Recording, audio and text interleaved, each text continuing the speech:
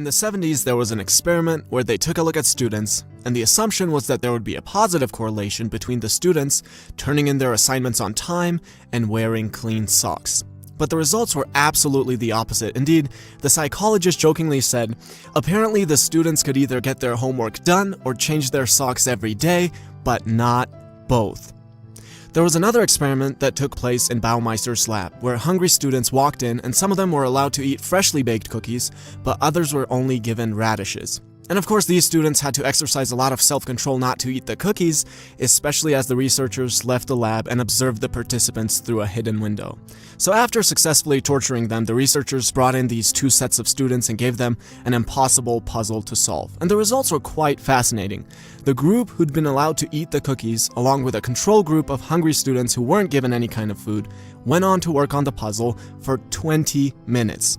While the group who'd been assigned to eat the radishes and had already exercised their willpower earlier went on to work on the puzzles for only 8 minutes. And these sorts of experiments have been replicated over and over again. Turns out, if you walk into a mall and give people simple math problems to solve, the ones who've been shopping for much longer will give up on the problems much faster. So you might be sitting there thinking, okay, cool, these experiments are fascinating, or maybe you're bored out of your mind, but understanding the implications of these experiments can make you a lot more productive and completely change how you plan out your day, just like it did for me. So what are the implications? Well, one, you have to understand that you have a finite amount of willpower and it gets depleted as you use it. And two, you use the same stock of willpower for all tasks.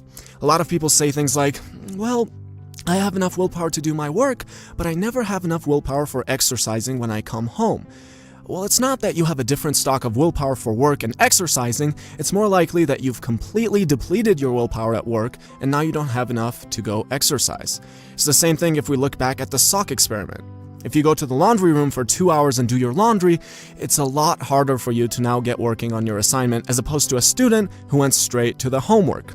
It's the same thing if you wake up on a Saturday and instead of doing your creative work first, you go grocery shopping. You have to make a decision for every little thing you buy, and you're probably familiar with the exhaustion that comes from shopping for a long time. Another person will wake up and start doing the creative work first, and he's going to get a lot more accomplished. So it's extremely important to understand how willpower works. The people who understand this are much more effective in life than the ones who don't.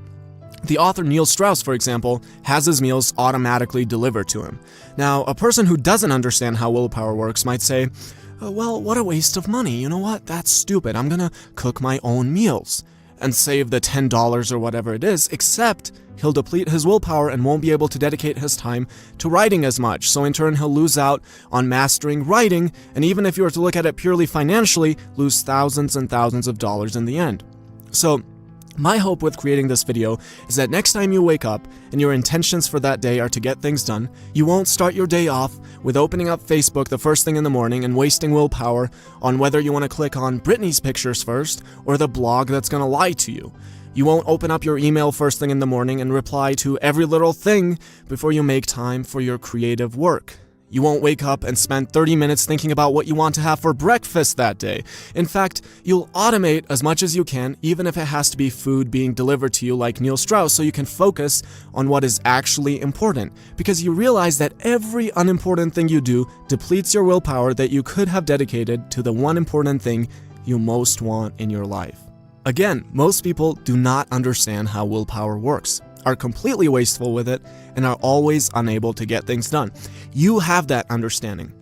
Now all you need to do is take a look at your day and see if you're honoring the science of willpower. Are you starting your day off by wasting time and willpower deciding what you're going to eat every morning? Well, maybe it's time you go back to the board and do some planning. Are you saving your creative work for some time later in the day? Well, maybe it's time that you realize that it has to come first. Are you focusing on accomplishing 20 different things? Well, maybe it's time that you realize that that's realistically never going to happen, and it's time to pick the one important thing and do it well.